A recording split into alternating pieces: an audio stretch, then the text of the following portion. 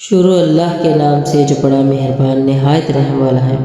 اے محمد صلی اللہ علیہ وآلہ وسلم، جو کپڑے میں لپٹ رہے ہو رات کو قیام کیا کرو، مگر تھوڑی رات قیام آدھی رات کیا کرو، یا اس سے بھی کچھ کم یا کچھ زیادہ، اور قرآن کو ٹھہر ٹھہر کر پڑھا کرو۔ ہم عنقریب تم پر ایک بھاری فرمان نازل کریں گے۔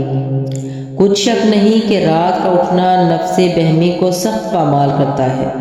اور اس وقت ذکر بھی خوب درست ہوتا ہے۔ دن کے وقت تو تمہیں اور بہت سے شغل ہوتے ہیں،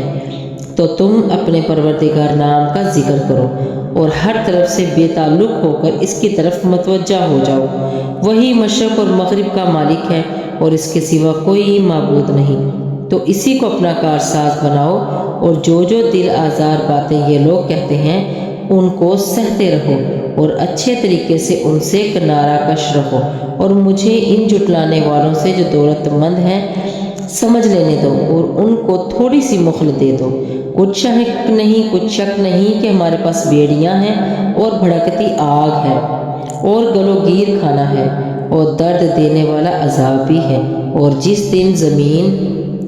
اور پہاڑ کانپنے لگے اور پہاڑ ایسے بھربھرے گویا ریت کے ٹیلے ہو جائیں، اے اہل مکہ، جس طرح ہم نے فرعون کے پاس موسیٰ علیہ السلام کو پیغمبر بنا کر بھیجا تھا، اسی طرح تمہارے پاس محمد رسول اللہ صلی اللہ علیہ وسلم بھیجے ہیں، جو تمہارے مقابلے میں گواہ ہوں گے۔ سو فرعون نے ہمارے پیغمبر کا کہا نہ مانا، تو ہم نے اس کو بڑے وبال میں پکڑ لیا، اور تم بھی ان پیغمبروں کو نہ مانو گے تو اس دن سے کیوں کر بچو گے جو بچوں کو بوڑھا کر دے گا، اور جس سے آسمان پھٹ جائے گا، تو یہ اس کا وعدہ پورا ہو کر رہے گا۔ یہ قرآن تو نصیحت ہے، سو جو چاہے اپنے پروردگار تک پہنچنے کا راستہ اختیار کر لے۔ تمہارا پروردگار خوب جانتا ہے کہ تم اور تمہارے ساتھ کے لوگ کبھی 2/3 رات کے قریب، اور کبھی آدھی رات، اور کبھی تہائی رات قیام کیا کرتے ہو، اور خدا تو رات اور دن کا اندازہ رکھتا ہے۔ اس نے معلوم کیا کہ تم اس کو نبھا نہ کر سکو گے، تو اس نے تم پر مہربانی کی، بس جتنا آسانی سے ہو سکے اتنا قرآن پڑھ لیا کرو۔ اس نے جانا کہ تم میں بعض بیمار بھی ہو جاتے ہیں، اور بعض خدا کے فضل یعنی معاش کو تلاش میں